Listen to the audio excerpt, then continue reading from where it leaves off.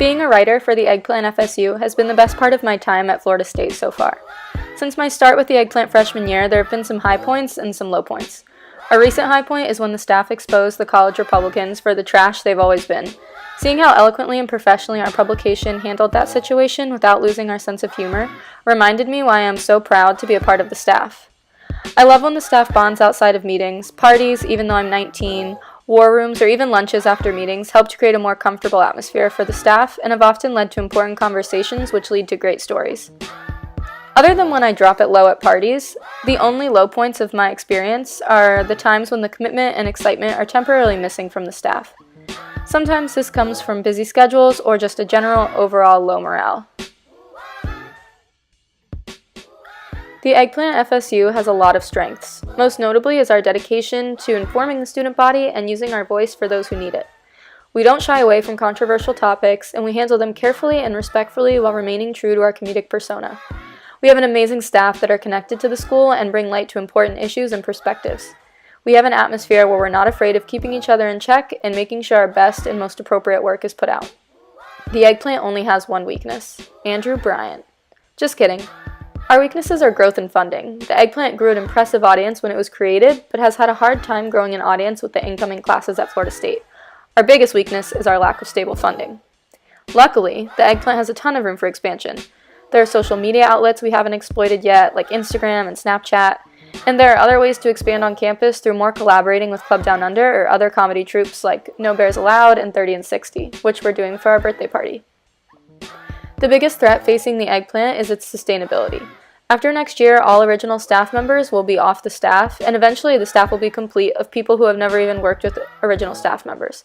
A lack of passion and dedication in any upcoming members of the Eggplant staff could threaten the long-term success of the publication. I want to be co-editor because I want to make sure the Eggplant remains as successful as it has been with its past leadership. I know that I have the passion and dedication for the publication that is necessary to lead it. I want to be co-editor so I can work on growing the publication and allowing its voice that is both funny and important to reach as many students and people as it can. Mostly, I want to be co-editor because I love the Eggplant FSU and everything that it stands for.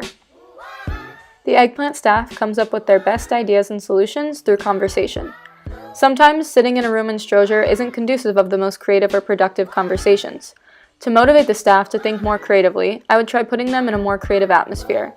Even if this means just moving out to Landis Green for fresh air, a change of scenery, and a change of attitude.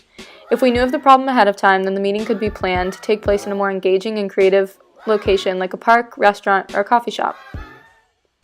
I think the best way to go about financial upkeep is to raise money through a few different methods so that we are not dependent on one single method of fundraising. For the most essential costs like our website, we can ask our staff for a small, reasonable amount of dues payment to ensure that this cost is covered. For the other costs, we could work at selling merchandise and collecting donations through GoFundMe on a semesterly basis. We should also have an event in the fall that doubles as fundraising, like an Eggplant party that we collect donations at to attend or drink. We could also try scamming our way into share-it nights at the restaurant chains in town that host them, like Blaze and Chipotle. The most significant time that luck played a role in my life happened before I was born. In 1996, a little boy was placed in my mom's first grade class at Emma E. Booker Elementary School in Sarasota, Florida. My mom had a tradition of taking the top readers of the month out to dinner. The little boy placed in her class happened to be consistently at the top of the list and joined my mom for dinner a lot. He was in her class again in second grade and kept up his trend of being a top reader. In third grade, he was put in a new teacher's class, but my mom got him signed up with the Take Stock in Children program, which provides mentors to low-income children. At the time he was enrolled, there were no mentors of the same gender, which is typically preferred, so my mom asked if she could be his mentor until someone else was available. Luckily, Take Stock realized they were a perfect match and that he did not need a new mentor. Soon he was at our house all the time to study, have family dinners, and play games. Eventually, his little brother became curious about where he was spending all his time and called my mom to see if he could come over too. Of course, she said yes, and now, 21 years later, I have two men in my life, Terrence and Vantrell, that I am lucky enough to call my older brothers.